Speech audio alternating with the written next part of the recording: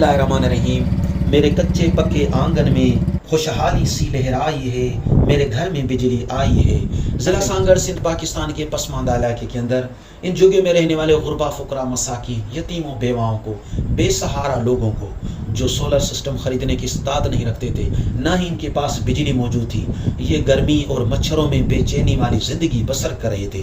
خدیجۃ الکبریٰ education and welfare foundation نے مسیحا کا کردار ادا کرتے ہوئے ان بے سہارا لوگوں کو سولر سسٹم ڈونیٹ کیا ہے، جس کی بدولت ان کے گھر میں روشنی آئی ہے۔ اب ان کے بچے گرمی سے اور مچھروں سے محفوظ ہو کر اپنی زندگی بسر کریں گے، اور ان کے بچے ہوم ورک اپنا کریں گے، اور ان کی خواتین روشنی میں کھانا پکائیں گے۔